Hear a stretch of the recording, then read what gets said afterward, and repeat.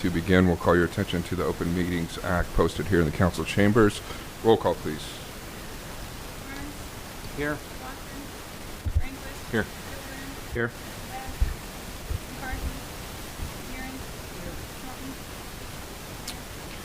Here. Okay. This is a work session called for the sole purpose of reviewing the Black and Veatch and Olson presentation on the City of Norfolk Water and Sewer Master Plan. And to introduce this topic and give some background going into that, we'll hear from Steve Ramus, our Public Works Director.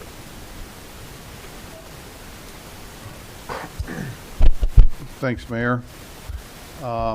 Today we're going to be presenting council and staff and the community our master plans for the city water system, sewer system, and our WPC, which is our wastewater plant. With us today, and I'll just kind of have them raise their hand, we have Black and Veatch, Sean LeBond in the back there with Black and Veatch. He'll be presenting on our water and sewer plan.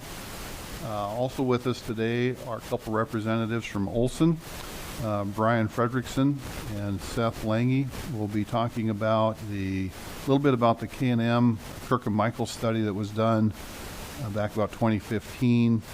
They'll talk about where as a function of that study and another study that they had done in 2016, which led to the Omaha lift station.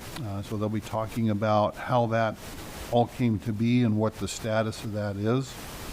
And then also with us is from Olson is Angel Lowry, and she will be presenting the WPC's 20-year master plan. All of the individuals have pre-signed in up front, so when they get up front, they'll be ready to go. I'd ask them to be sure that you introduce yourselves before you start speaking. So with that, we do have some staff here today as well. Chad Roberts is traveling, and so Dennis Watts was our water sewer director for several years. He'll be here to answer any questions that might come up from that, and then Rob Huntley is here from WPC as well. So with that, Sean, I'll ask you to come up, introduce yourself, and go ahead and with your presentation. Hello, everyone. Again, my name is Sean Labonte. I'm with Black and Veatch. We'll have a presentation on the water master plan and the sewer master plan. Remember, I am an engineer. I brought a calculator just in case I need to calculate some numbers, but hopefully we can walk through. Okay, so first topic, water and sewer master planning. Over the last 3 years, we've done both. 2020, we completed the sewer master plan, and in 2023, the water master plan. And so we'll talk a little bit today, or I'll talk a little bit about the planning service area for both the water and sewer system, population projections, and then talk about the water system planning and capital improvements and the sewer system planning and capital.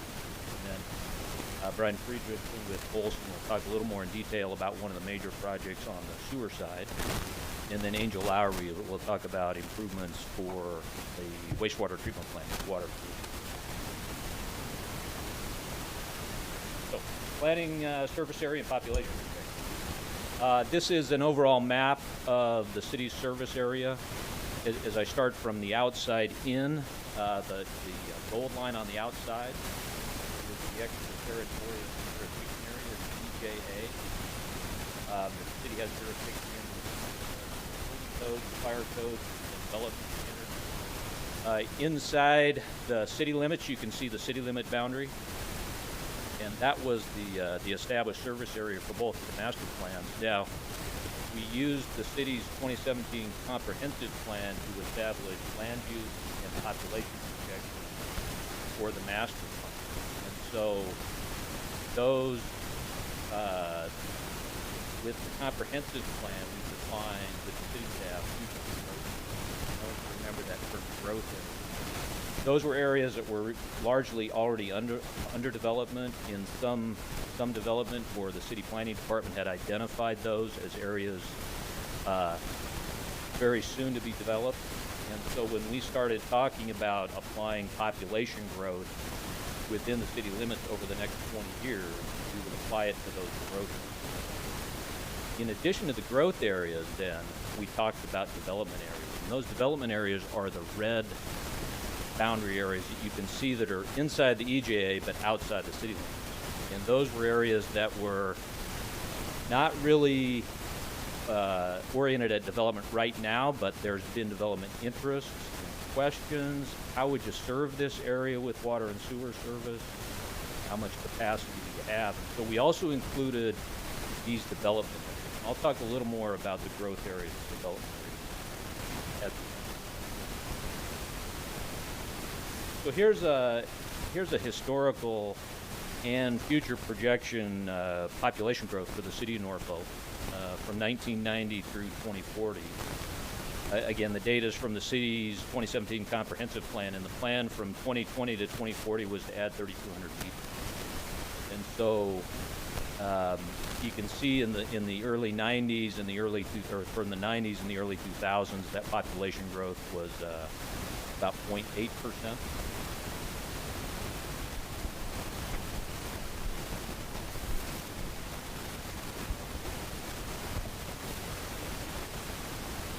In the mid-2000s, think about Great Recession time, 2008, 2009, 2010, that population flattened out. There was a slight decline from 2005 to 2010, so it was 0.19. And then since then, from 2024 forward, we're projecting a growth rate of 0.6. So things go ebb and flow in terms of population growth. The aggregate 50-year growth rate is 0.55% for the city. And one other point to make here, in the growth projections in 2040, you see a bump from 27,384 to 29,993. That includes 1,800 people for Woodland Park. So by 2040, we've got planning in place that if Woodland Park were to be part of the city's water service area, the master plan accommodates that. So that's an if, but if it does happen, okay. So water system planning and capital improvements then. I included this graphic just to give you a little bit of data, a little bit of information on the water system itself. There's two production and treatment facilities, the West Well Field and the West Water Treatment Plant. They're on the west side. See if out here, that's this facility out here. The West Water Treatment Plant's being expanded, and we'll talk about that more later, to a capacity of 14.5 million gallons per day treatment capacity. Then there's also the East Well Field and East Water Treatment Plant, and that's more central to the facility here. It's a smaller facility. Within the master planning area, there's 5 pressure zones that serve elevations from 1493 at the low end in Zone 1 up to a high of Zone 3 is 1,780 population. And those pressure zones are banded within the city to control pressures on the maximum and minimum side. So typically from 45 to 90 PSI at your house, at your service tap, is where we try to control the pressure. And so we have to divide the elevations in the city by pressure zone. There's 8 pump stations that pump water from the treatment plants around the distribution system. There's 5 storage reservoirs that actually store the water for peak time, peak demand use, and also emergency usage for fire. And then within the hydraulic model and the GIS system, we're able to tabulate there's 181 miles of pipeline from 4 to 24 inch, and 87% of that pipe is smaller than 12 inch. So the process in the master plan, what really drives the tool that we use to really drive the master plan is a hydraulic model.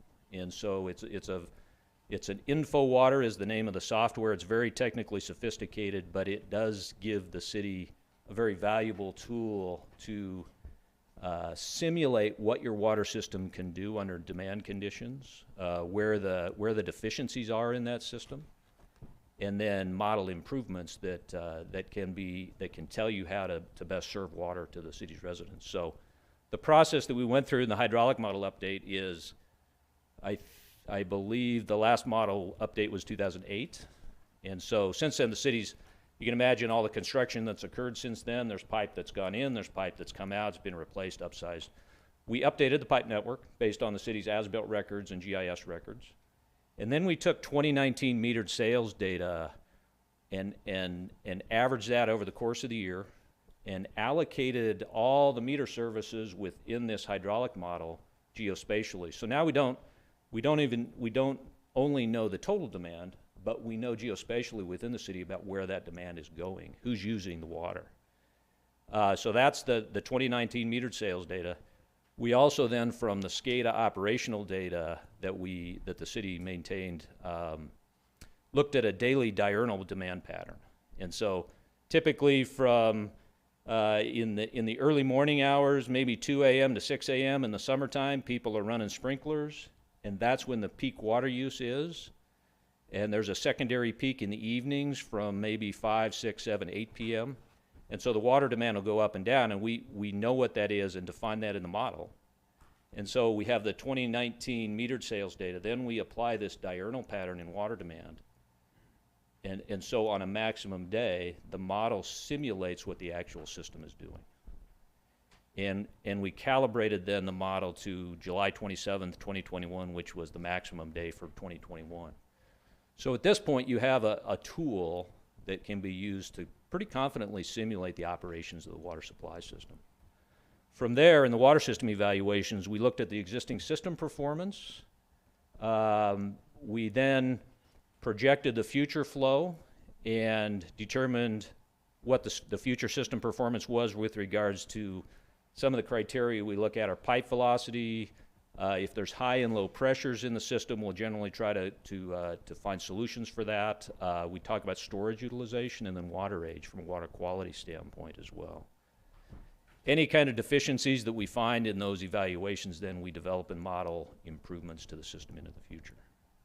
That's a general outline of how both the water and the sewer go, but in this slide, it's the water system.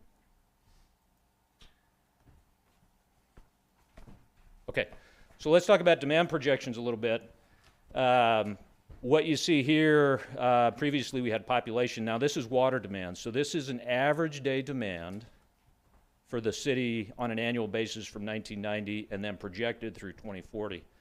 The average day demand is the total annual water use in the year divided by 365 days. So it's an average day demand. And we use that number to define the groundwater aquifer water supply requirements. So we have to get on an average day I'm going to look in 2021, the average day was 4.3 MGD. So day in and day out, that's how much water the city system has to supply to adequately meet the needs. And what you see here, as we project out from 2021 at 4.3, the growth that's planned as part of the comprehensive plan in 2040 reaches 6.8 MGD. So it's a doubling of that average day demand, almost a doubling. The two green lines then are added to the graph to say how much water can we supply. And from the east well field, we've got a sustainable yield of 1.4 million gallons per day. That's what MGD means. And at the west field, it's much larger. It's 9.6 million gallons per day. That 9.6 million gallons per day is an expanded capacity that includes one of the projects that's under design now for the addition of a new collector well in the west well field. So what you can see here is we've got plenty of water supply available to meet an average day demand, which is a good thing here. I'm just going to run a calculations. The total supply is 9.6 million gallons per day plus 1.4. That's 11 million gallons per day. In 2040, the 6.8 projected demand is 60% of your total supply. So think about that in terms of you've got basically some redundant or contingency supply of 40% higher than your demand. And so you should be in good shape from water supply. That's the first thing we look at. The next one then is maximum day demand. So maximum day is the single highest day demand in a year. It usually occurs in July, and there will generally only be one of those within a day.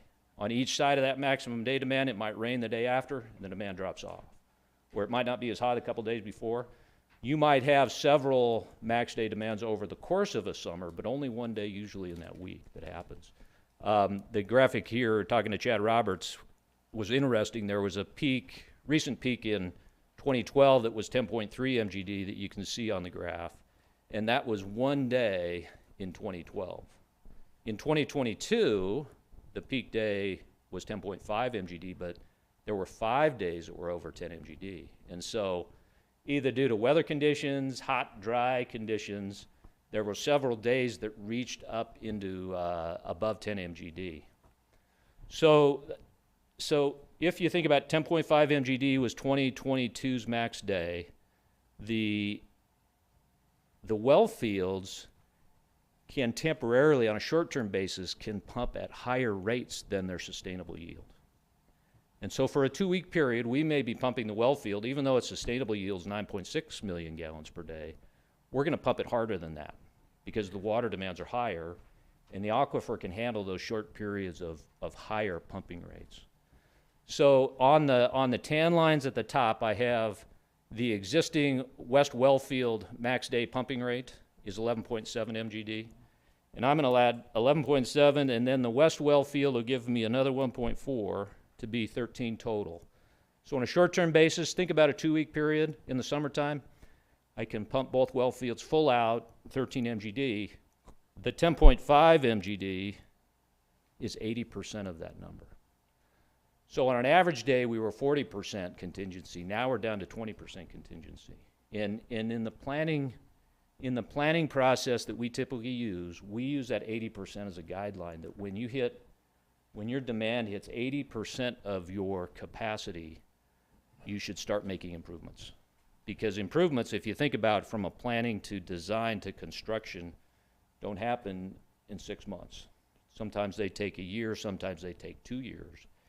And you don't want to get trapped by running your capacity up to the capacity, or demand up to the capacity of the system, and then be short on water. So that 80% number is pretty well matched with what you're seeing in the CIP then is this project out here where we say well 14 provides an additional 2 to 5.4 MGD pumping range at the West Well Field. That bumps the firm capacity up from 11.7 million gallons per day to 14. And it carries you all the way into the future to 2040. And so that's really think about it as a trigger point. As soon as you hit an 80% value, we want to pull the trigger on making some improvements and constructing those and getting those in service.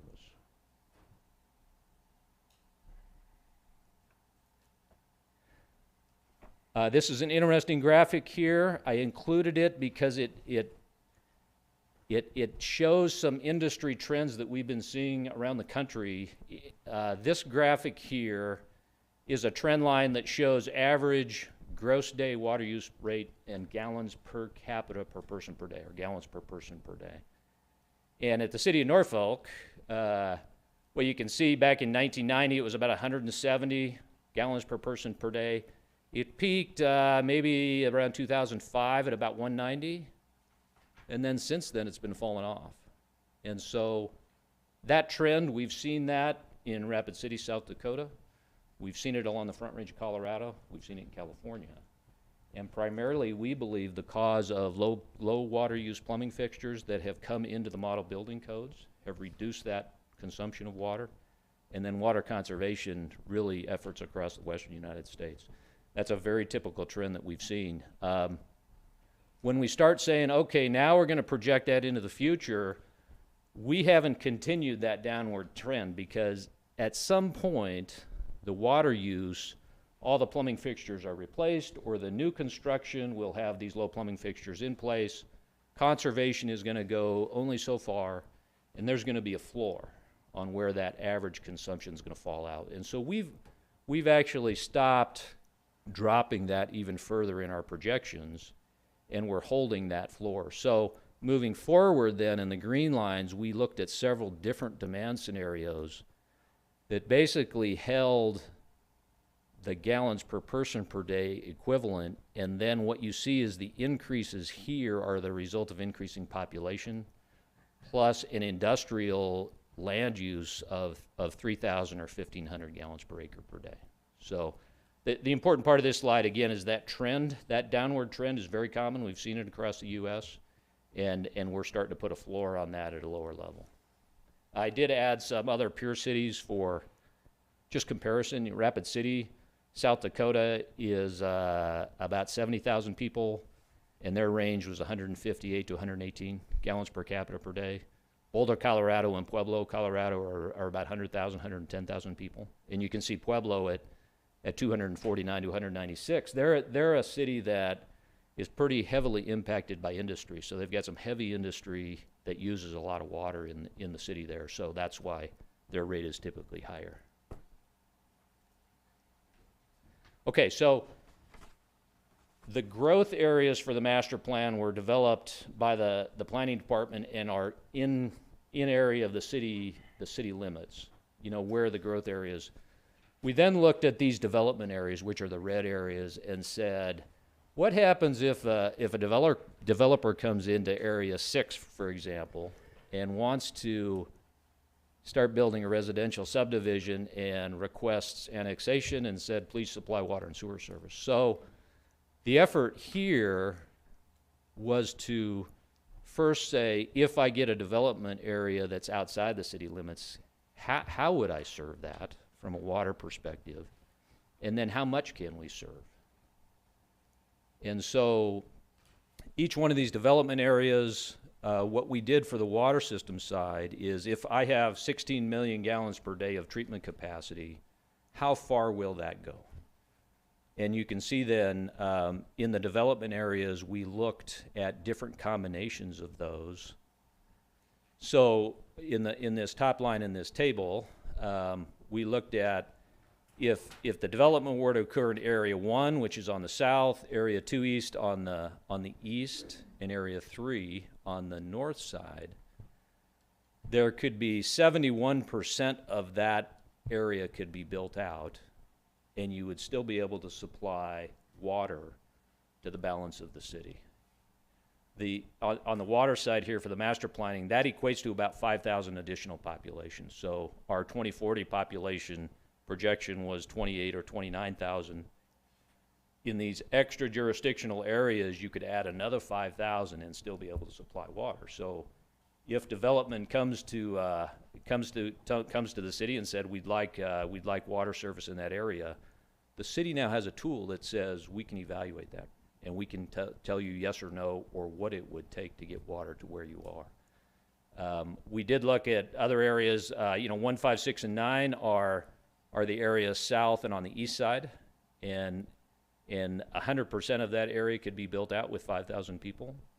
And then we looked at a modified case of around the city, so it's 1 on the south, 2 on the east, 3 on the north, and then 5 and 6 on the east, and that was about 61% of that area.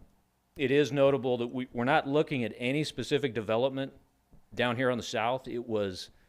This might be a general area that you want to serve water to in the future, but it could move. It could move to the west, move to the west over here. It could move to the east, but the point, it's south of the river. So we've got some service potential and development potential south of the river. So then coming out of the master plan, again, we projected to 2040. We have all these extra jurisdictional development areas, and these are the primary water system recommended improvements. Number 1 is expansion and improvements to the West Water Treatment Plant. It expands the treatment plant and the well field to 14.5 million gallons per day and improves the filter backwash reliability. So we're expanding the Zone 1 and Zone 2 pumps. We're adding a second 2 million gallon tank at the water plant and the collector well. And the estimated cost, that currently is under design, the estimated cost for that project is about $16 million right now. The second one, number 2, is a southern or a southeastern transmission main on the southeast side of the system.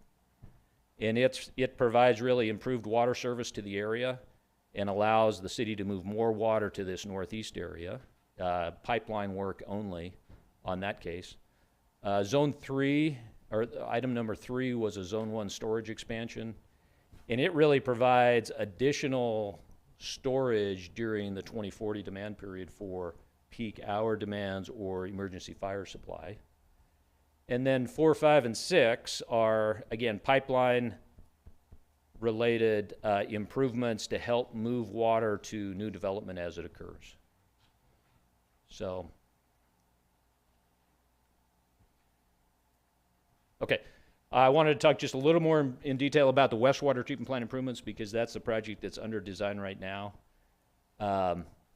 There's really a couple of components to it.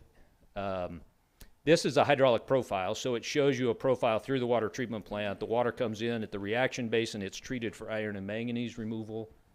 At that point, it then goes through a series of filters and into a clear well. And from a clear well, which stores the filter water, the water is pumped up to a 2 million gallon operating tank. And it provides operational storage as well as filter backwash water storage. So we're replacing one of the existing transfer pumps so that it can transfer the full capacity of the treatment plant. Then we're adding a 2 million gallon tank, so there's now going to be 4 million gallons at the treatment plant. And that greatly improves the filter backwash volume. To backwash the filters, the water has to be in the top 7-8 feet of the tank. And so from an operational flexibility standpoint, I've got to make sure I have enough water to backwash filters and produce water for the system to meet demands out in the system. Right now, with the current demands, there's volume for about 2 of those filter backwash volumes.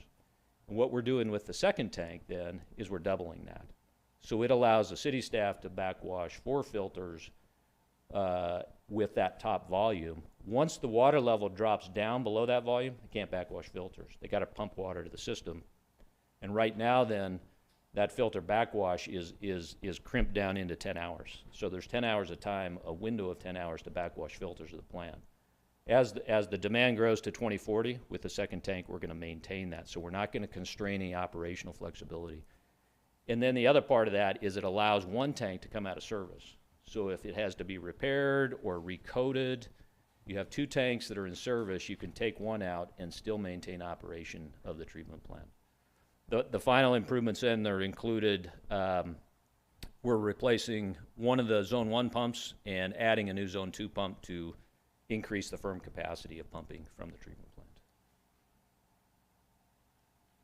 So I went through that pretty quick, and I wanted to pause here and talk, just ask if there's any questions on the water system. Any improvements, how it operates, or any general questions.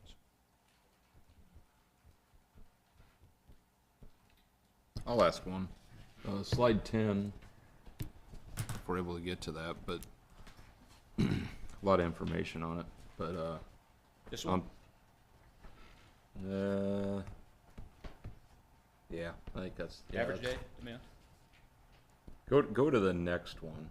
Yeah, the next one's There more you go. complicated. It's 10 on my page, but it looks like it's 11. So 2002 approximately, 2012 approximately, 2022 approximately is our highs.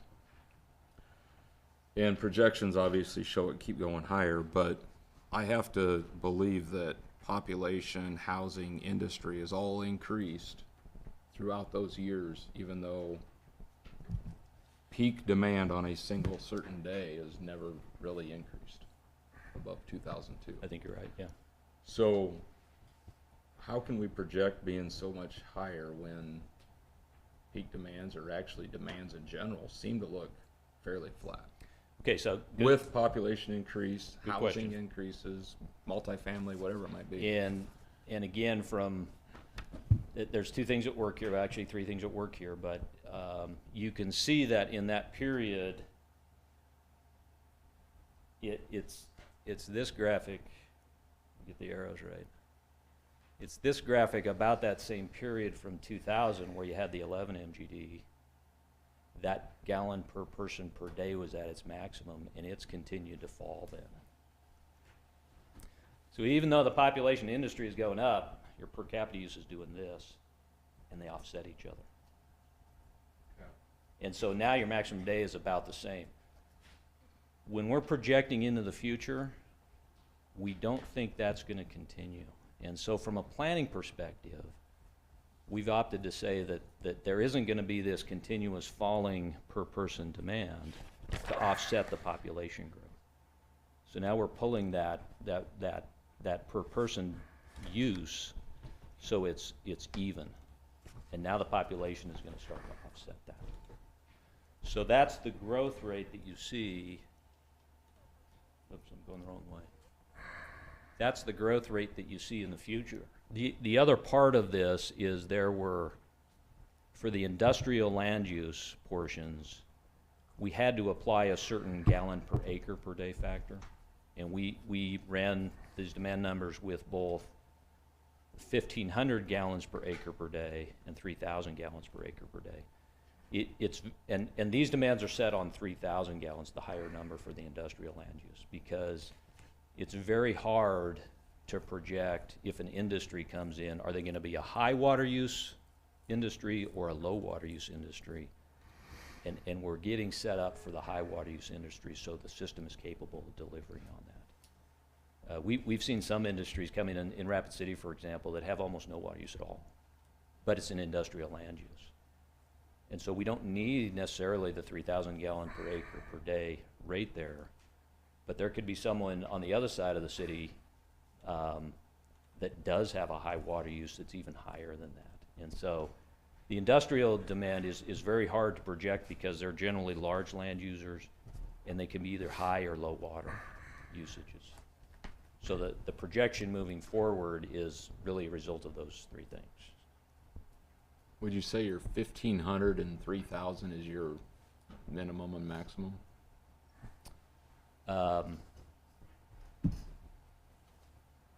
Yeah, 1,500 is not the minimum. There were some lower uses that we picked. So think about 1,500 as a mid-range and 3,000 as a high. So I have a question on that. So the west, back to slide 9, the west well sustainable yield 9.6 million gallons. That's what we currently have, or that is with well 14? that's with well 14. It is. Yeah. Okay. We did, as part of our master plan, we did a hydrogeologic model, a groundwater flow model, that updated previous efforts, and the previous sustainable yield was about 8 million gallons per day. Okay. And so with this well 14, we're getting an annual increase up to 9.6 MGD, but really the value of that well 14 is this graph, that it allows me to pump at a maximum day rate of 14.5 MGD, and you can only do 11.7 right now. So that's the real value, and again, that's only going to be for a short period of time in the summer. Think about 1 week or 2 weeks of time, and then everything else, the demands start dropping off here. So this 2 million gallon tank that we installed should set us up pretty nicely for the next quite a few years. It does, out to 2040. Yeah. Yeah.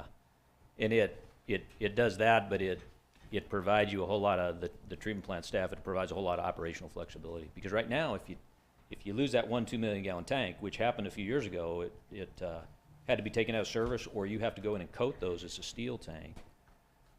It's operationally challenged to backwash the filters without that gravity storage volume sitting. So the operational redundancy you have by having a second tank there really improves the ability to operate the plant without any interruption from that perspective. And then I have one final question here. It's actually on slide 13. It's your primary water system recommended improvements. Couldn't help but notice number 3. The facility is a 1 million gallon tank at 25th and Prospect. Yeah, so there's an existing tank there now, Was. elevated tank, and the elevated tank was taken out of service. Yeah. But there is an existing ground set tank. And it's still it's still in Yes, use? Okay. still in service. So this is a system storage reservoir, and these reservoirs now, remember, the treatment plant is only producing and pumping at a maximum day rate. Well, for a certain period of 4 to 6 hours a day, the total demand in the system is higher than that. And so these peaks that go to a peak hour demand for 4 to 6 hours are drafted out of storage. Okay. And so as your demand increases to 13.7 MGD in 2040, you need more operational storage for those peaks. And then it provides an emergency fire supply storage as well. So This was, it's by 2030, so we did a mid-range model, and what happened in the mid-range model without that extra 1 million gallons at that site is we could see the tank volume starting to get down below 50% of its total. And that's usually a signal you need more storage. So let's add a second 1 million gallon at that site. So what capacity is there now? 1 million. It's 1 million there Yeah. now? And so we're gonna double it to 2 million. Two different reservoirs, again, so you have some redundancy. Operationally, you can take one out of service if you need to. I'm talking 25th and Prospect. That Yeah. capacity is 1 million? Yep. And add another 1 million to it? Right. Okay.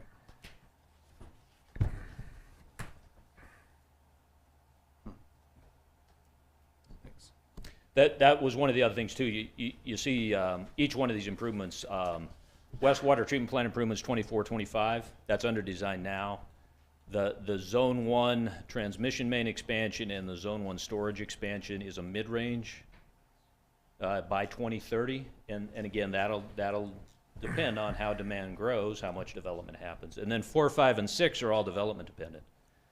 So if the development in the Northeast Industrial Area doesn't materialize, you have the plans to do it when it does. But you have to continue to monitor progress on how much development and how much demand is occurring. Those are more development dependent in that classification. Sean, you referenced an 80% operational capacity number. Can you tell me again what that was in terms 80% in terms of that's where we're operating today on a sustainable basis, or is I think it's going back to the slide That's the max. 11. Let me get the right number. Yeah. So, the gold dash line at 11.7 million gallons per day, plus the green dash line at the bottom, 1.4 million gallons, totals 13. And that's your production capacity. That's how much water you can produce day in and day out during a peak demand season. The current demand that was observed in 2022 and 23 is 80% of that number. Yep. And so I've seen some utilities run that number up to 95% or 100% before they start thinking about expanding the system. But then they get in a bind because guess what? In the summertime, they're getting pressure complaints, or in the worst case, there's not enough water to fight a fire. And so we generally use that 80% number of a trigger point that says you should start improving and expanding your system to stay below that. In Colorado, on the wastewater side, that 80% is a regulatory trigger for wastewater plant improvements. So when your flows reach 80% of your rated flows, you have to start expanding that plant. Okay. Anything All right. else? We move on to sewer, if not. Yep.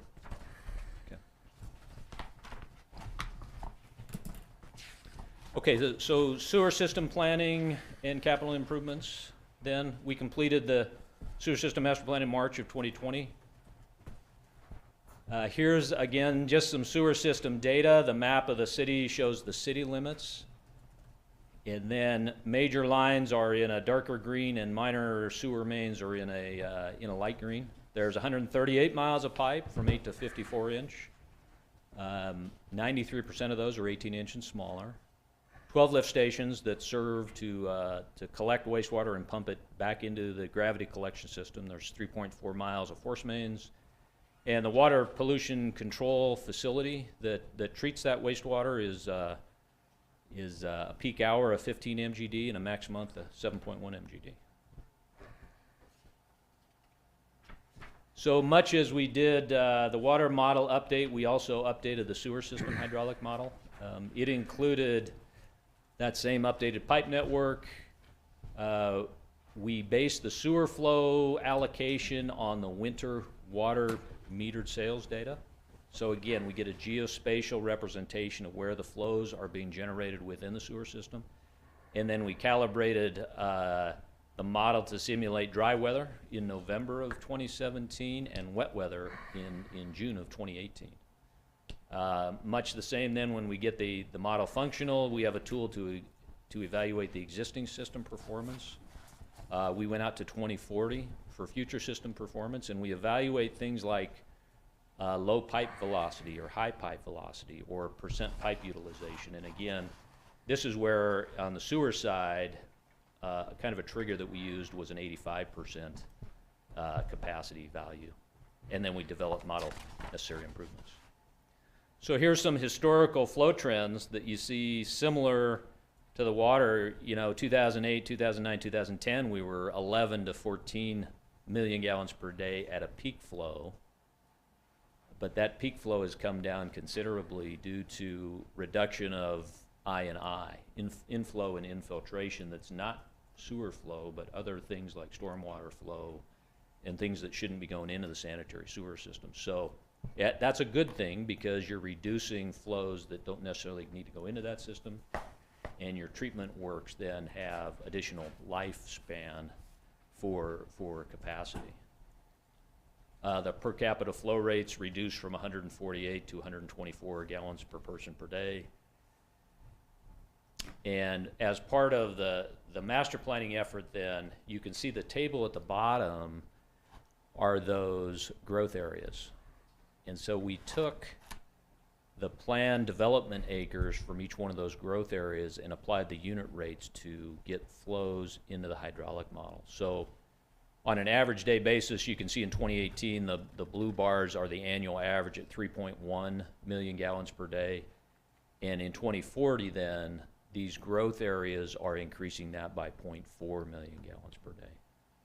Then there'll be peaks, dry weather peaks on a diurnal pattern, and there'll be wet weather peaks during a storm event that increase the flows higher than that. That's all included in the hydraulic model, and we evaluate those to do. So this is development area, and again, the red things around the red shapes around our potential development areas, and we had to look at this a little differently on the sewer side because with the water side, you can pump water around. You can move water around the system, whether it's in the north or down in the south. In the sewer collection system, it's a little different. You have to look at it on a flow basin. All the flow we want to go by gravity. We want to minimize the use of pumping. And so we looked at it on a flow basin by flow basin, and then came up with a number of people that each one of these areas could sustain with the existing sewer system in service and not need any expansion. So I'll go to let me go to this west area here, which is area 2. It's a very large area that's out on the west side. And the collection system that exists right now can accommodate about another 3,300 people in that area and not overload the existing system. And that's about 20% of the total area. So even though it's only 20%, that's a huge area, but it still accommodates 3,300 people. By contrast, the areas that are on the east, area 5 and 6, are smaller areas, and those could actually be built out in either 500 people in area 5 or 1,500 people in area 6. So what I like about this analysis is it gives you an idea if a developer comes into one of those areas, you can keep track of, well, how many people are we adding? Okay, in area 6, we're going to add 200 people. That means you've got an excess capacity of another 1,300. And so you can actually start a bookkeeping exercise to say, we've added 50 here, we've added another 150 here, and how many do we have left? And this gives you on a basin by basin basis how much excess capacity you have with the existing system. So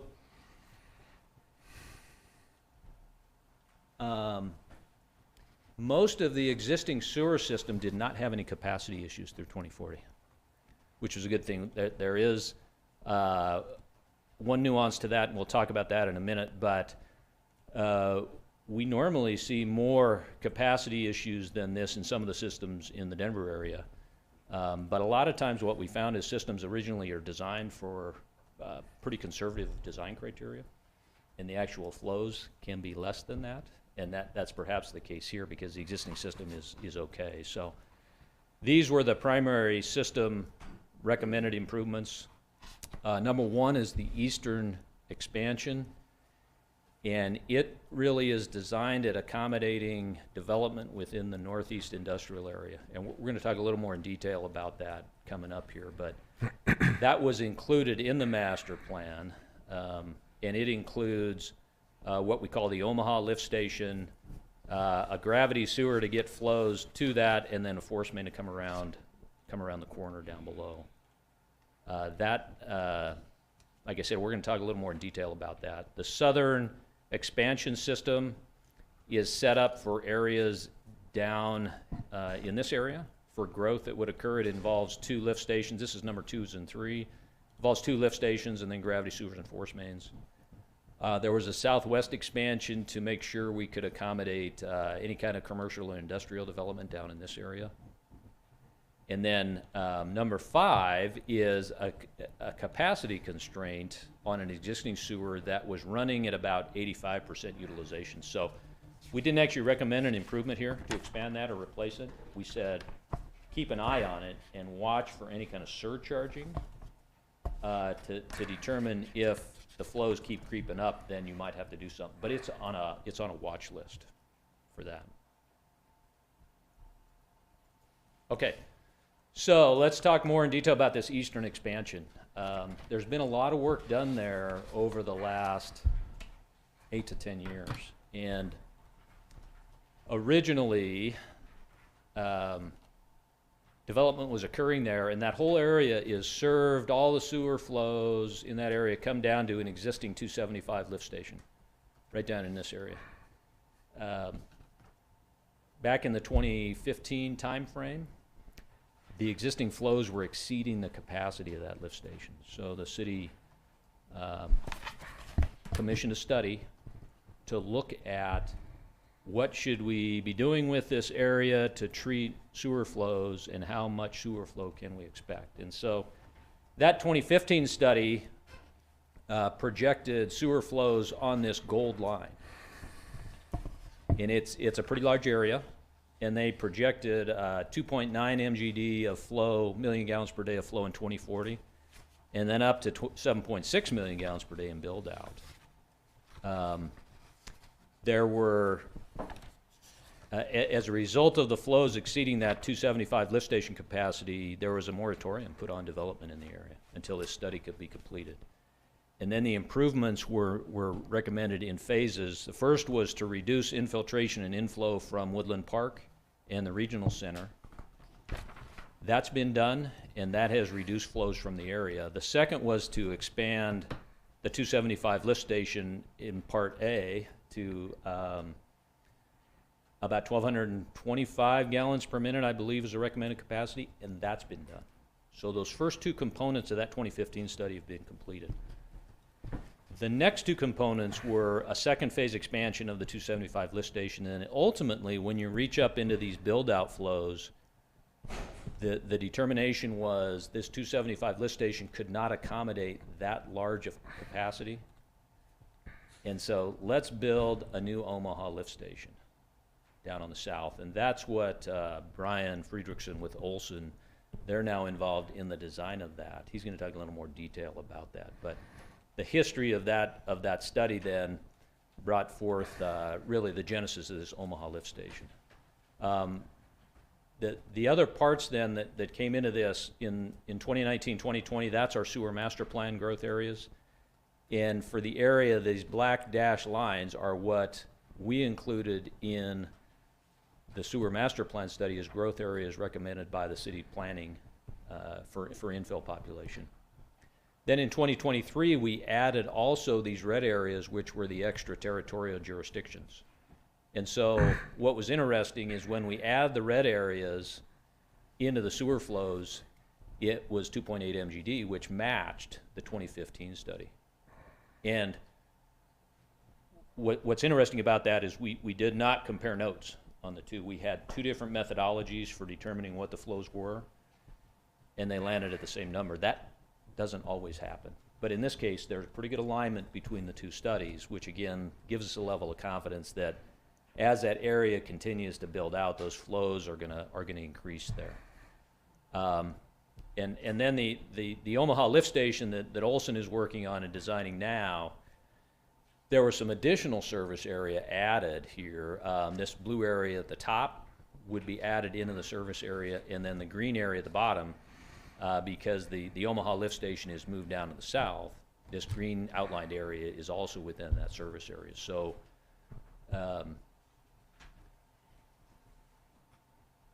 it shows you over a 10-year period how, I guess that's, it's a fluid situation as we do these studies. You know, we have different development patterns, and we still try to develop a plan that will accommodate those development patterns. And so what we have right now is I think it's a correct plan to move forward with that, and we have enough studies to justify that. So, sewer questions. So, I have a question. So on page 21, or slide 21, you have number 5, capacity constraint, pipe segments at 85% capacity utilization. You said that's on your watch list, Oh, yeah, right? that one. Yep. So that's on your watch list. You indicated that this blue section on your very last graph would be that's potential build out. Is that correct? The next slide. That blue section is that a build out, or is that what's the blue represent? This northern section up here? Area added to service.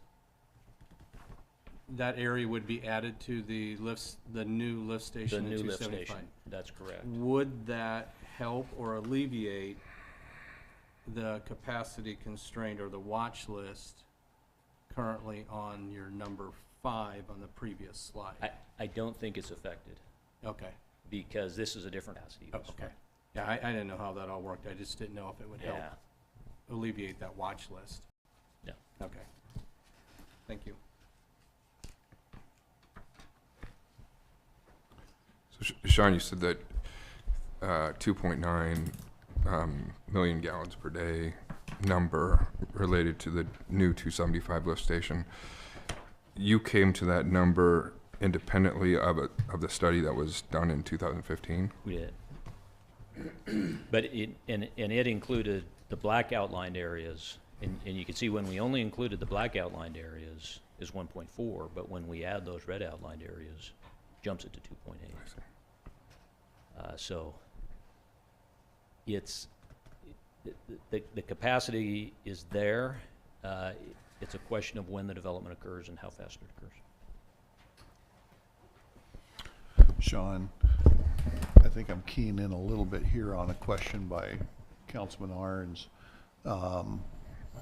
Whenever that Omaha lift station does occur and the 275 lift station goes away, that does, because currently the 275 is pumping to the west side of the levee into part of our system. When that goes away, though, there is some capacity. There's a couple things that need to be done, but there is some capacity increase then on the west side. I don't know if that's where Councilman was getting to, and I don't know if Olson's is going to talk about that, but are you familiar with that, my comment there? So both the 275 lift station, if I can drive my mouse here, 275 lift station pumps to the west. Then there is the east lift station that pumps into a 21-inch sewer main, and it flows south here. So when we divert flow from the northeast area then down into the Omaha lift station and gravity, there's other remaining capacity in this 21-inch. But your watch list pipe was still to the west of that. It's the watch list pipe. And I believe we took a quick look at, can we divert either through a relief sewer or other means some of this flow to the north and west over to that, and on a quick look, it wasn't the right elevation. We couldn't get the flow over there. So that may be worth a more detailed look just to confirm that. But at first look, we were going to have a tough time doing that. So maybe this is more of a question for Steve, but we've had recent discussions related to industrial expansion, specifically dairy processing, that has increased demand on our system. How do those numbers figure into this, or have they been figured into this at all? Yeah, so that particular industrial flow is on the lower end of our system. And so that, we have plenty of capacity to take that flow. There's the treatment side of that, which is a different question, and that's more about the plant itself. Okay, so that's more, that conversation is more significant Yeah, related to and- the treatment. Yeah, and the modeling that Black and Veatch has done, is specifically as we look towards that northeast potential industrial development area to the northeast. And that was part of the extension of that 12-inch main up along the railroad there to accommodate that flow. Okay. Any other questions for Sean before we invite Olson to come forward? Okay. Okay, Very thank good. you. So Brian Friedrichsen, then I'll drill down a little more into the current status of the Omaha lift station for us after that setup. Very good, thank you. Thank you, Sean. Good afternoon, everybody. As Sean said, I'm Brian Friedrichs with Olson, and we'll dive in a little bit deeper to the Omaha Avenue lift station project. To kind of reiterate what Sean had mentioned before, this had all started way back in 2015 with that Kirk and Michael study and the work that we were looking to do, or they were looking to do on that 275 lift station. As he mentioned, that was starting to run into some capacity issues. There was the 3 phases that were detailed in that study that discussed upgrading pumps in phase 1, which the city has done. The second phase was down the road to bump it up into even bigger pumps to handle additional flow. And then the last phase was to fully replace that lift station due to capacity issues or build a new one. After that study was done, there was discussion of the OCT plant coming into town that was going to create enough flow that was going to cause some issues with that 275 lift station. That's where Olson was brought in and did a study in 2017 to locate that Omaha Avenue lift station where you had seen it on the map, and we'll have more maps coming up here, to handle that additional flow and to project down future years for more development in the northeast corner and further to the east.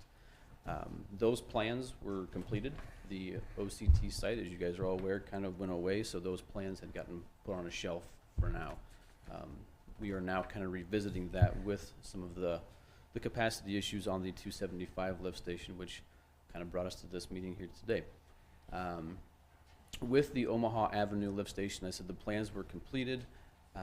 The easements for that project have mostly been acquired. There was one that we were missing that would be needed if we couldn't move pipe into the right-of-way.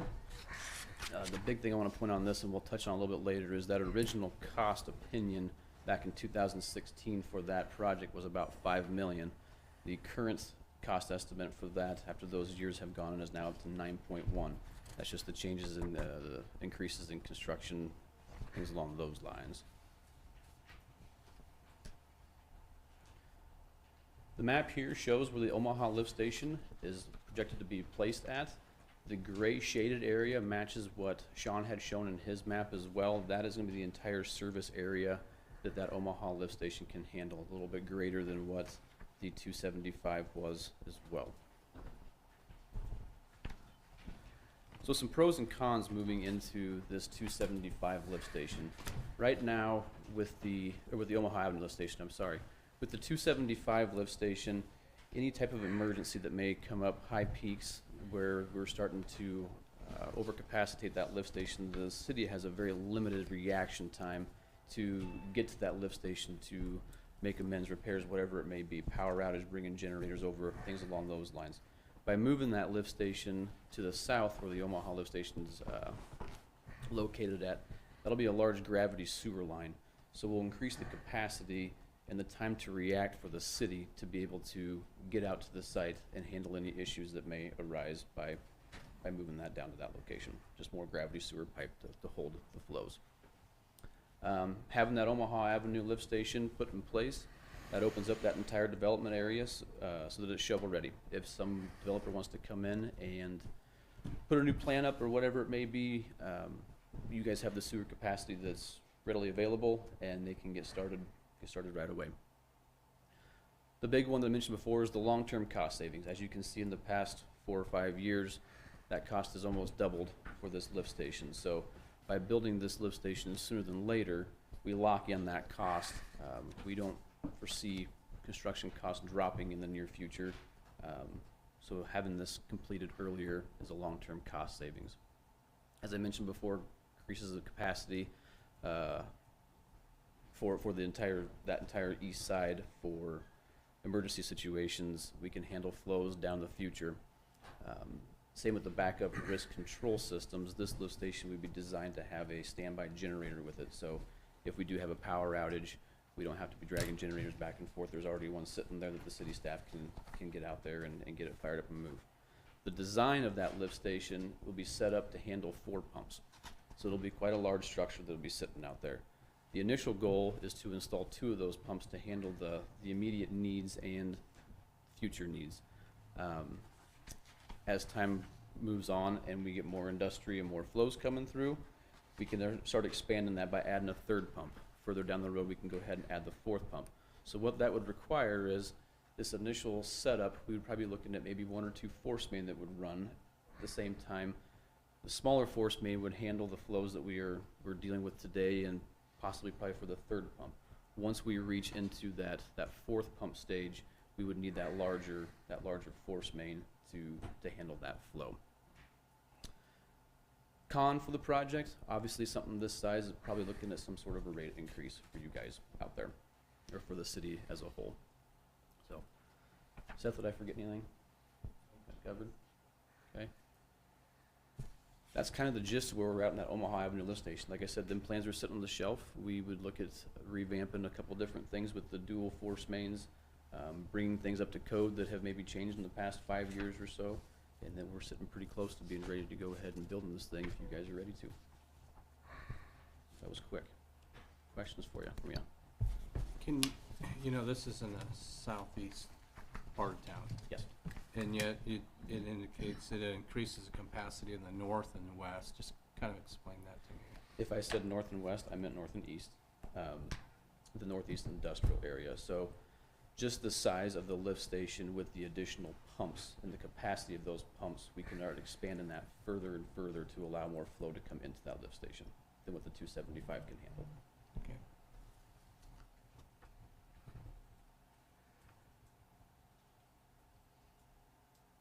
Related to that question, I think we've had discussion about how this potentially would relate, though, to the broader system.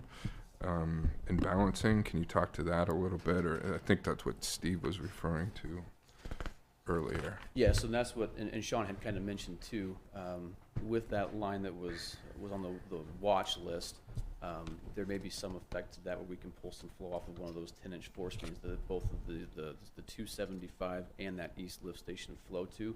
So by building this Omaha Avenue lift station, we pull the 275 flows off of that 10-inch force main to help that east lift station with a little more capacity.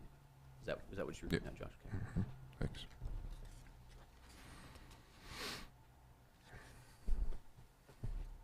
Okay. Perfect. With that, I will go ahead and turn it over to Angel to talk about the WPC. Hi, I'm Angel Lowry, wastewater engineer at Olson.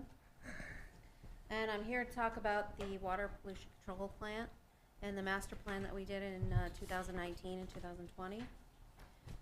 I'll just say that, after all of the wastewater is collected in the sewers, it comes to this plant to be treated, the buck stops here, kind of a thing. So this is where all of your water in the city is treated.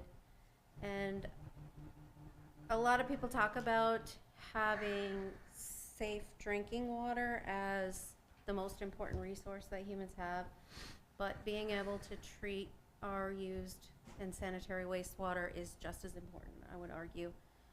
So And Rob's done a great job of managing this plant.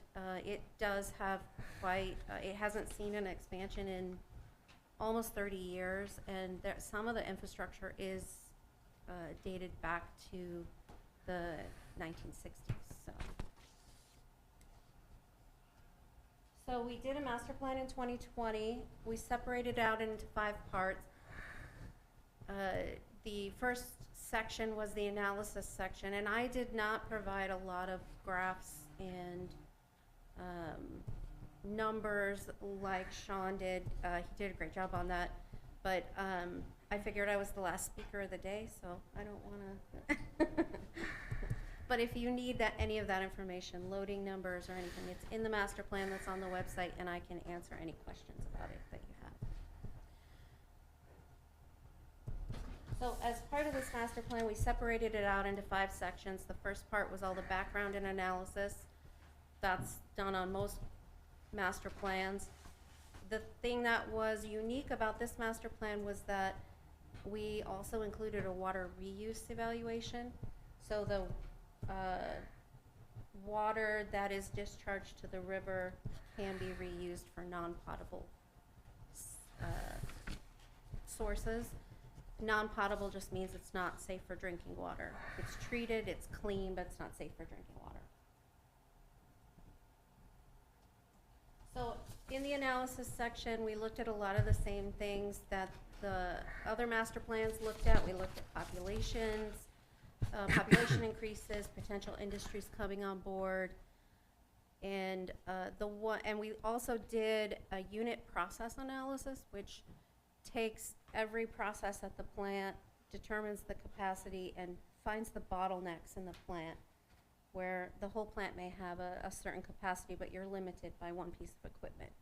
So we did that, and then for the wastewater treatment plant, we're ruled by regulations. So the limits that the plant has on its permit, that's what drives the treatment systems and the loading. So we look at projected loading, current and projected based, and you have, Norfolk's kind of unique because you guys have a lot of organic loading because of the industries you have here, the dairy industries. So. For the water reuse evaluation, we looked at taking what it would take to put a system of pumps in place to pipe the water throughout the plant buildings so that you could use it to wash equipment, you could use it to irrigate the property, and it would save you from having to buy potable water, having to buy the city drinking water. As part of this study, we also looked at what infrastructure would be needed to pipe that water up to maybe a steel plant or another industry that could use that water and also gain some savings from having to purchase potable water. Oops, wrong way. So we did the master plan and we separated out our recommendations based on 3 phases so that planning, Stephen and Rob could plan when to do each of these improvements and put them in their CIP. And I'll go through each one of these here. So the 5-year plan, those are the things that should be implemented within the next 5 years, and that would be 2025 at this point. That basically immediate improvements that would increase plant capacity to current standards, because they are pushing that 70 to 80% capacity for the plant, which is that breaking point that Sean talked about. So the first project we recommended for improvement was the grit process. That was the one that, the grit system is the one that removes all the dirt and sand and non-organic stuff out of the water before the biologic component that treats the organics. And that was the bottleneck to the system. It was cutting plant capacity in half, so. So we recommend, and it also, a lot of the infrastructure there was constructed in the 60s, so it wasn't really doing the job it needed to do. So we designed that process, and that will be recommended for construction. Also, as part of that, the lift station, the north lift station, was recommended for improvements as well, replacing those pumps and that piping in there. We also recommended implementing a phased non-potable water system. So in an existing building, we're putting in pumps to be able to pump that reuse water around the plant, and it serves a few buildings now, but it has capacity to expand, add more pumps later. And then as part of this 5-year plan, we also would like to recommend an odor control study and a biosolids study. Future growth or future improvements to the sludge systems will be needed within 10 years. So studying that now and studying how to use those resources in your city was something that we thought was important to look at now. The 10-year plan, we basically, we did inspections and did life cycle analysis of all the equipment in the plant. And this helps to determine, it helps for planning because you can decide when you think the effective life of something is over. Pumps, you typically don't last more than 20 years. Major process equipment is usually sized for 25, that kind of thing, so. One thing I'll note, in the study we did look at, there are some inactive tanks, process tanks. There's an inactive treatment train that went offline in the 90s. And we looked at bringing that back online. All of the interior infrastructure and some of the concrete would need to be replaced. But it was determined, I think it was almost $1 million to bring it up to snuff. But because of the current treatment processes they have there, it would introduce 2 different treatment processes and introduce a level of complexity for the operators. And also, as new regulations come on board, biological nutrient removal regulations are expected to hit within the next 10 years. This process alone wouldn't satisfy that requirement. So. And then the 20-year plan, for the 20-year plan, we developed a computer model similar to the ones of your distribution and sewer systems, just for the plant. And in developing that, we were able to determine how well the system was treating all the water, and with future growth, what additional treatment processes would be needed as more regulations came online.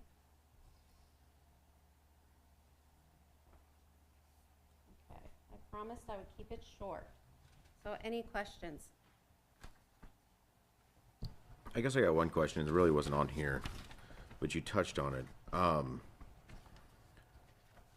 Going into the 5 and 10 and 20-year plan, you obviously have, or there's some regulations coming down the line that are going to be requiring us to do this, want to or not, because of the regulations that will be Right. came from Right. the feds or whoever then, or the state. And it's Okay. important to try and stay ahead of those, and we do, the EPA does give out forecasts of where they think the limits are going to be in the future and what they're going to require treatment plants to treat for. So we try to incorporate those in our planning. And the plant is driven by those limits right now. So they have a limit of ammonia, nitrogen, or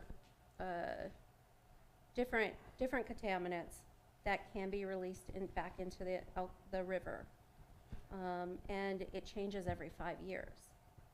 And you want to be able to anticipate those limits. You don't want to get behind that because you don't want to get a consent order or an administrative order from the state or EPA. So that's why we do that. Okay, thank you.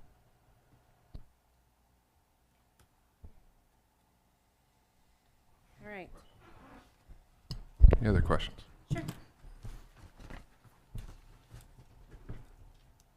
I'm not hearing any. Council, staff? Thank you. Thank you. So again, we, as you can see, a lot of time and effort and work went into these various studies. We did want to present their findings in a public setting. These work sessions are purposed to do that. And I would note too that any policy decisions that might come in the future related to recommendations will take place in a public meeting. So with that, any other questions or comments? Yeah. If there is public comment, we will limit those comments to 3 minutes.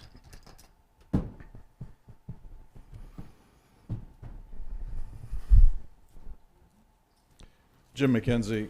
So I'm confused about the projections for the 275 lift station.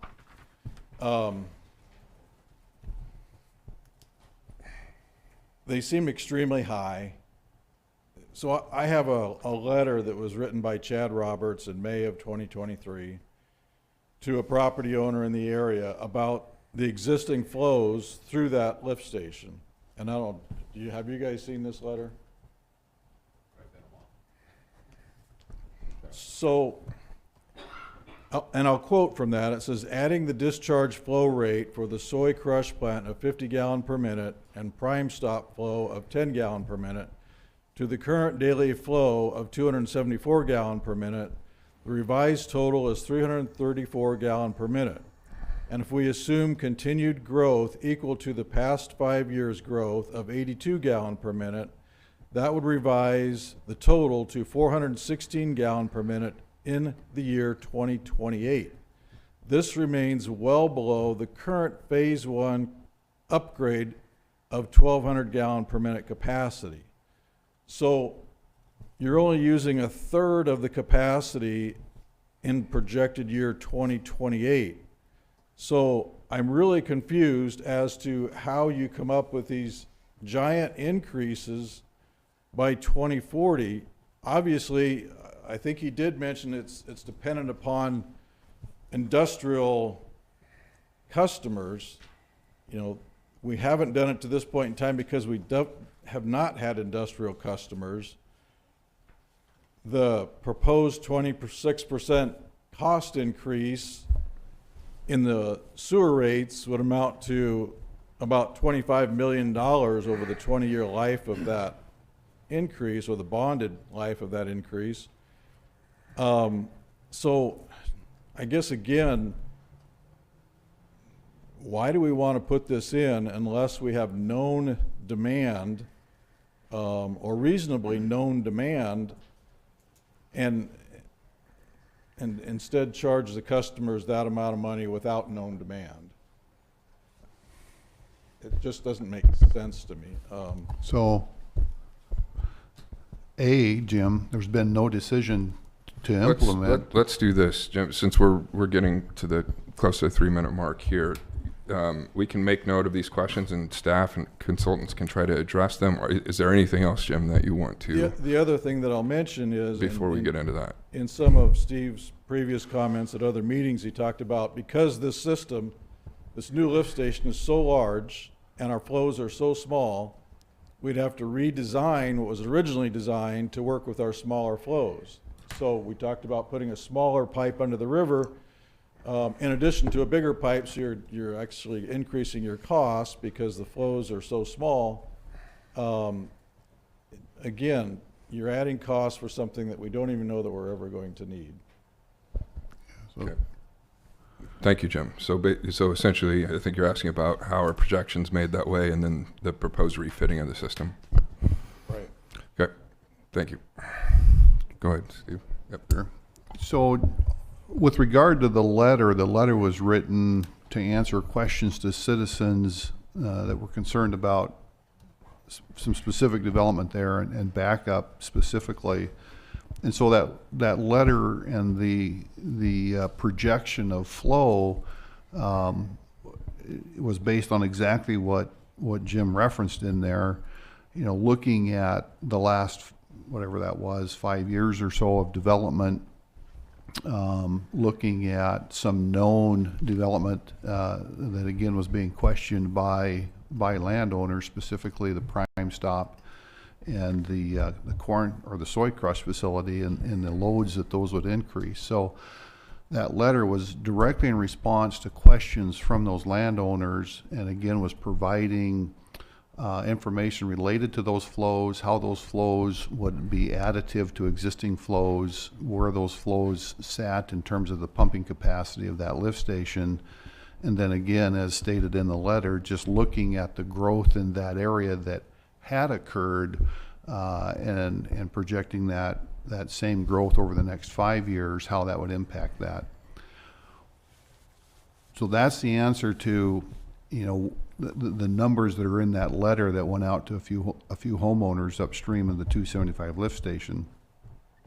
When we engage in master planning for our sewer systems, there are specific numbers that we use in that planning, specific flows that we calculate or use that are being generated by a per capita basis, and flows that are being used by industrial, and we apply those flows based on acreages within a development area. And so that's a very different calculation and a very, very different function in terms of looking at our long-term master plan and what's needed. So, you know, the letter was written based on a history of growth over 5 years in that area and some specific questions about current growth.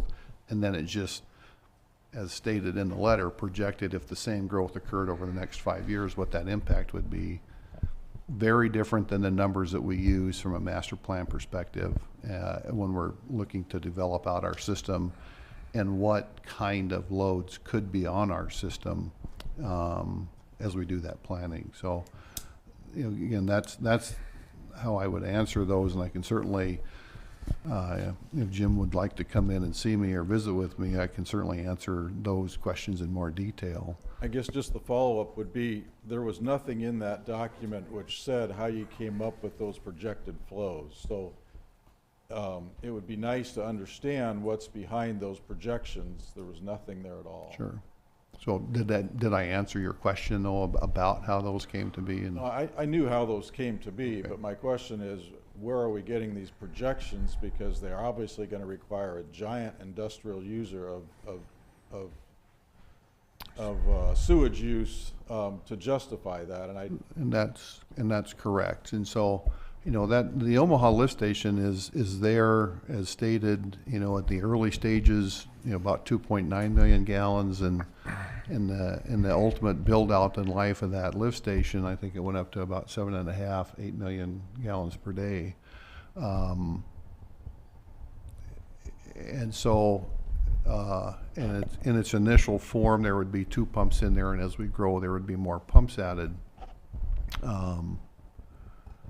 We would have to, you know, there would have to be a decision made by the city, by the community, as to whether or not that was desirable to pull the trigger on that. And I guess I certainly don't think that decision has been made.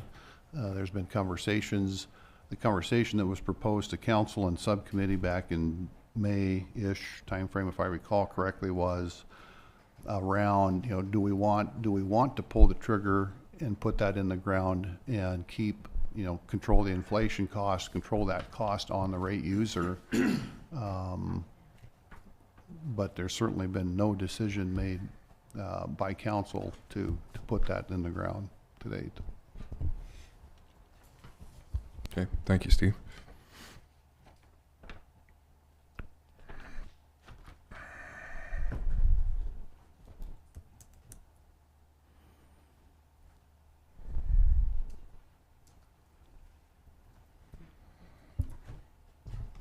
Good afternoon. I'm Rod Wilkie. A couple of questions I had regarding the presentations that we viewed here.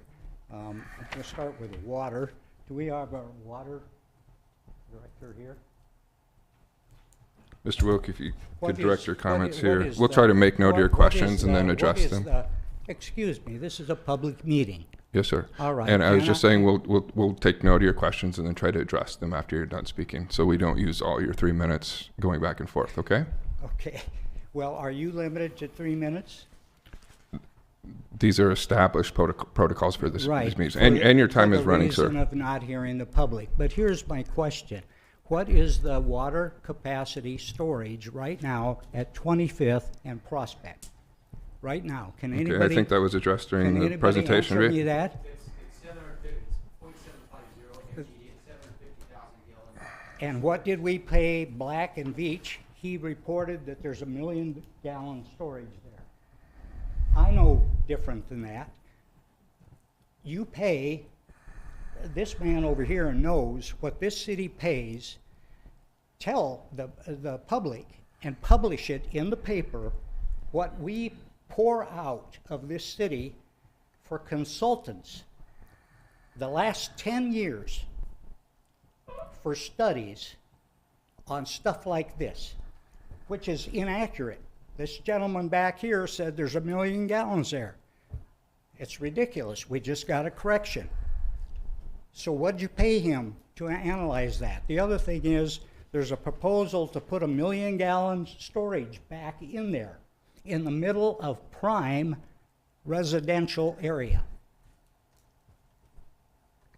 I would just ask that common sense prevail among you, if that's possible. You don't do that in a residential area. And they've already got 750,000 there. I'll go to the sewage thing. I just got my sewer rate. I know what happens if you go on with this sewage expansion that is unnecessary. Go to your dentist and have him cap all your teeth, because there may be a problem in the future. And pay for it. My sewer rate is double my water rate. I contacted Kearney, Columbus, Fremont, all with substantial lower sewer rates for residential. Currently, you go ahead with this and you're going to burden the public with substantially more increase. We're always getting comparisons with surrounding cities. Well, compare the cities. It's not right. Common sense for those who are intelligent enough to realize what common sense is. The ignorant can never be taught common sense. Thank you. Thank you. Anyone else wishing to comment?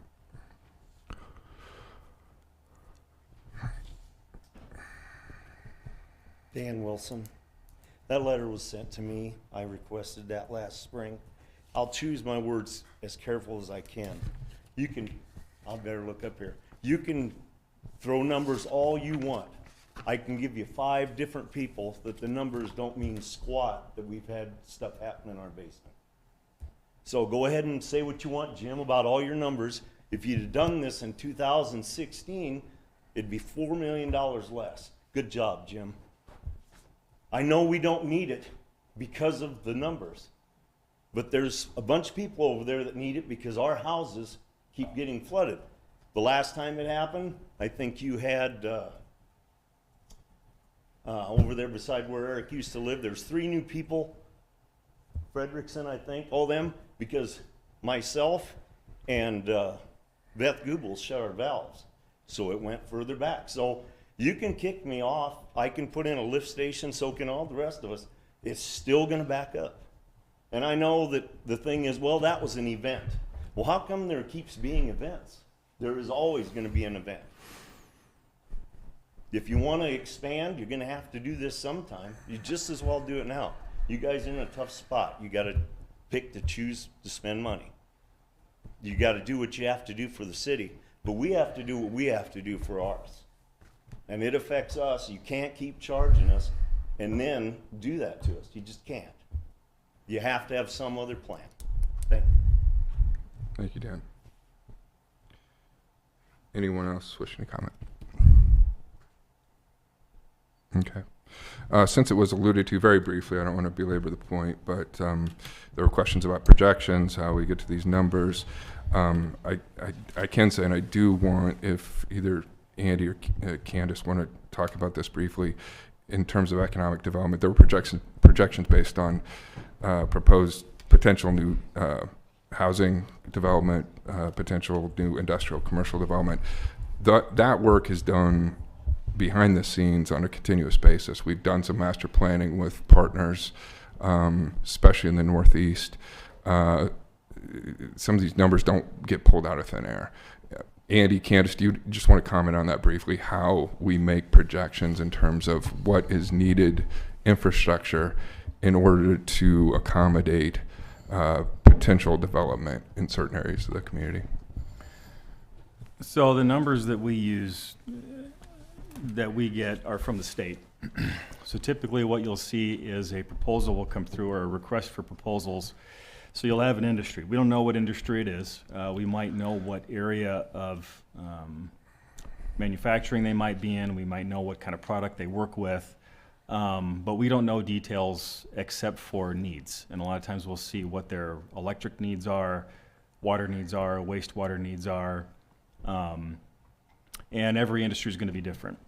So what we've been seeing lately, and I think this is something the state of Nebraska has been also trying to position itself better for on a state level, is dairy. And with dairy, you're going to have typically high water usage for processing, but you're also going to have high wastewater. And so the numbers, I'm just going to I'm trying to think of some numbers that we've had, have ranged anywhere from, 700,000 gallons, is it per month or day? Per day, up to 1.5 million for flow.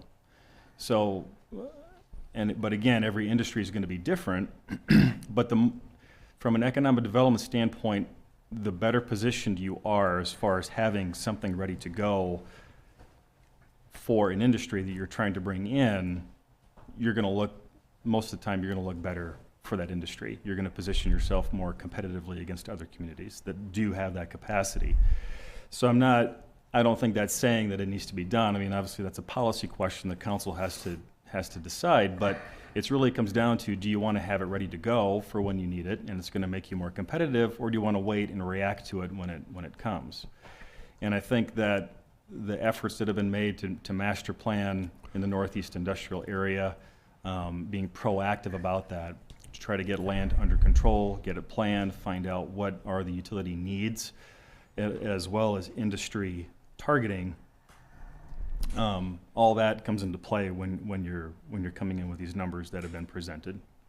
So I can't sit here and say what specific numbers they would be, but I would think that some industries are going to do pretreatment and some aren't. Some are going to want to rely on your wastewater plant and try to get it there. Some aren't. But I would say by and large, it's just a question of, do you want to be ready and position yourself better to recruit that industry and select your community versus another one that is ready to go. Yeah, thank you, Andy. I just wanted to shed light on that because it's not necessarily talked about every day, but it goes to the work behind the scenes. In master planning for infrastructure, one of the first questions that development prospects ask is, what is the infrastructure capacity in this area? So a lot of that work is being done in the master planning stages of things. Jim, you've had a couple times already here. I want to give a chance to any consultants or staff to clarify anything or add anything necessary tonight. I would, based on Mr. Wilkie's comments, I'm sorry, what was that? I just wanted to comment on that 25th and Prospect, the existing dirt tank, and Sean can certainly add to that. But that is a significant site within our water hydraulic system in that modeling. There's a reason there's been a tower there for decades, and decades. And there's a reason there's a dirt tank there. That will always be, for as long as Norfolk exists, that will be a very, very important site in terms of our ability to provide water pressure and peak water flow to the community.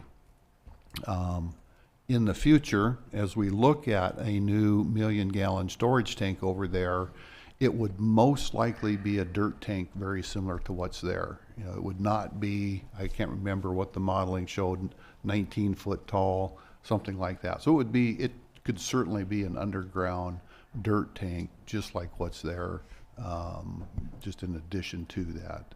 So I just wanted to point that out. In terms of the backups, and I've heard this as a function of different conversations, the Omaha lift station and the backups are two very, very different conversations. If and when that Omaha lift station happens, it's more of a when, I guess, than an if. Someday that will be needed. Is it today? Is it 3 years? Is it 5 years, or more?